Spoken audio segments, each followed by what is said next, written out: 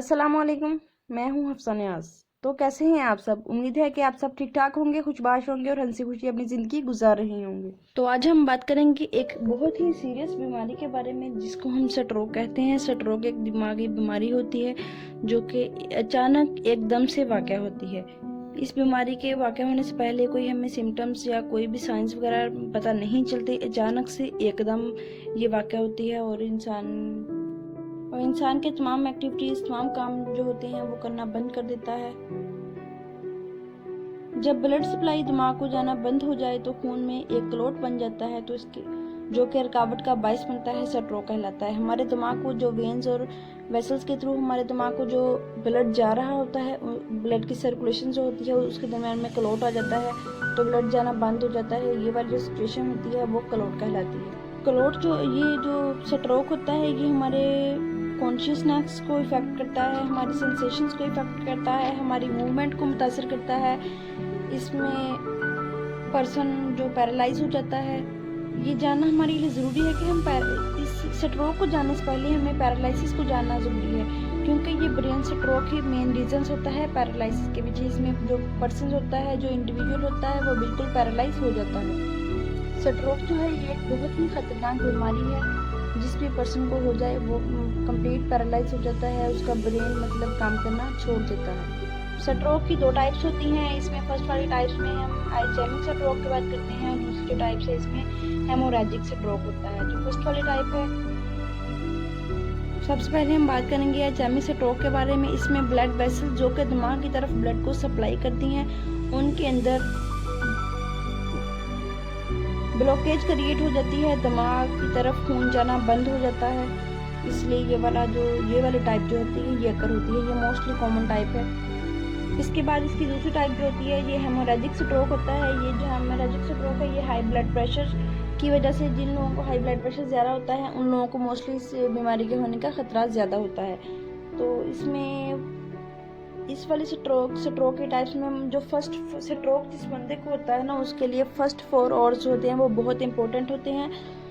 अगर उस 4 घंटों के दौरान उसको हॉस्पिटल ले जाएं तो हमें कोई बहुत ही बड़े नुकसान से बच सकते हैं, क्योंकि इब्तदाई तिब्बी इमदाद जो होती है वो फर्स्ट 4 आवर्स में दे दी जाती है। उसको TPA का इंजेक्शन लगा दिया जाता है। TPA का इंजेक्शन जो है वो हेल्प करता है डिसॉल्व करने के लिए क्लॉट को। यहाँ पे एक इम्पोर्टेंट बात है, अगर आइसेमिक स्ट्रोक होगा तो हम TPA का इंजेक्शन देते हैं। तो इसके बाद अगर सेकंड टाइप है हेमोरेजिक स्ट्रोक, इस वाली काइंड में हम जो होता है स्ट्रोक के पेशेंट को TPA का इंजेक्शन नहीं दे सकते, क्योंकि उसे देने से उसको ज़्यादा बढ़ सकती है बीमारी।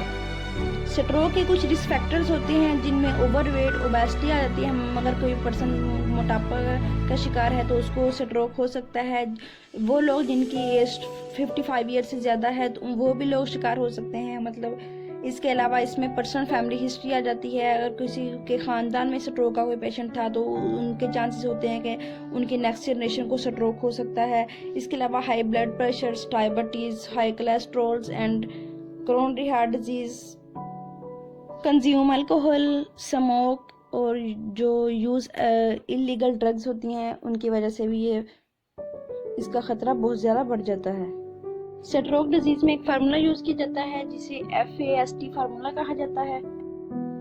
FAST फार्मूला में फर्स्ट पे फेस आता है, F से फेस होता है। फेस में फेस ड्रॉपिंग हो जाती है, इंसान का मुंह जो होता है वो टेढ़ा हो जाता है, और मुंह टेढ़ा होने की वजह से उससे बात भी सही से नहीं हो पाती। ए से एक्टिविटी आ जाती है। एक्टिविटी में उसके हाथ या पाँव की जो आर्म्स और लेग्स की जो एक्टिविटीज़ होती हैं वो वीक हो जाती हैं, उससे हाथ और पाँव की मूवमेंट नहीं होती। ऐसे स्पीच आ जाता है, सीधा करने में मुश्किल आती है, कोई भी चीज़ पकड़ने में या होल्डिंग में मुश्किल आती है उसको। इसके लिए डिफरेंट टाइप्स की एक्सरसाइज करवाई जाती हैं, जिससे वो फिर पर्सन स्ट्रोक के बाद एक्सरसाइजेस के थ्रू ठीक होना शुरू हो जाता है, रिकवरी होने लग जाती है। इसलिए जो डॉक्टर्स होते हैं वो डिफरेंट टाइप की एक्सरसाइज सजेस्ट करते हैं, वर्कआउट करवाए जाते हैं, ताकि इंसान का जो लेवल है वो दोबारा नॉर्मल पे आ सके। थर्ड कैटेगरीज होती है, इसमें स्पीच डिफ़िकल्टी आती है। जो पर्सन होता है वो ठीक तरह से बोल नहीं पाता, वो अगर फिक्रे कोई भी जुमले मतलब कहना चाह रहा है उसकी समझ नहीं आती, वो बात कोई और कहना चाह रहा होता है, वो क्या कोई और रहा होता है। तो इसके बाद जो एंड वाला पॉइंट आता है वो है टाइम टू एक्ट, कि हमने किस टाइम पे एक्ट करना है। जो फर्स्ट 4 आवर्स होते हैं वो वेरी इंपॉर्टेंट होते हैं मरीज़ को हॉस्पिटल ले जाने के लिए। उस टाइम हमने फ़ौरन से एम्बुलेंस का इंतज़ाम करना होता है या मरीज़ को किस तरह लेके जाना होता है, क्योंकि इस टाइम मरीज़ जो होता है वो अपनी कॉन्शियसनेस को लॉस कर चुका होता है। उसको किसी भी चीज़ का कुछ भी पता नहीं होता हमारे आसपास क्या हो रहा है या कुछ भी नहीं। स्ट्रोक होता है ये अचानक की कैफियत तारी होती है। बहुत से केसेस में ये अचानक से हो जाता है। मरीज़ किसी काम के लिए उठता है, उठने के बाद वो अचानक से गिर जाता है, गिरने के बाद दोबारा उठता ही नहीं है। कभी कभार रात को सोते हुए अगर स्ट्रोक हो जाए तो वो दोबारा उस पर्सन को सुबह को जैसे मर्जी उठाए वो उठ नहीं सकता, क्योंकि रात को सोते हुए से स्ट्रोक हो गया। स्ट्रोक के बारे में पहले से कोई मतलब हमें पता नहीं होता। इस तरह के पेशेंट्स को कुछ चीज़ों का ख्याल रखना ज़रूरी होता है, जैसे उनका ब्लड प्रेशर है वो नॉर्मल रहना चाहिए, हाई ब्लड प्रेशर ना हो, डायबिटीज़ वगैरह का मसला उनको ना हो।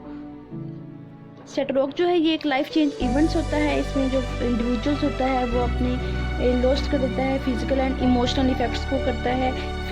स्ट्रोक से रिकवरी के बाद, सक्सेसफुल रिकवरी के बाद कुछ स्पेसिफिक थेरेपीज होती हैं जिनको करवाना ज़रूरी होता है, क्योंकि वो दोबारा अपनी अच्छे से लाइफ गुजार सके। इसमें स्पीच थेरेपी आती है, फिजिकल थेरेपी आती है, ऑक्यूपेशनल थेरेपी होती है और सपोर्ट ग्रुप्स होते हैं। सपोर्ट ग्रुप में उसके सपोर्ट्स फ्रॉम फ्रेंड्स होते हैं, फैमिली, क्योंकि अगर उसकी फैमिली और फ्रेंड्स जो है वो उसको अच्छे से सपोर्ट कर रहे हैं तो पर्सन बहुत अच्छे से रिकवर और अपनी दोबारा लाइफ को गुजारने के काबिल हो जाता है। Thank you very much. Video देखने का बहुत शुक्रिया। खुश रहें, आबाद रहें। अल्लाह हाफिज़।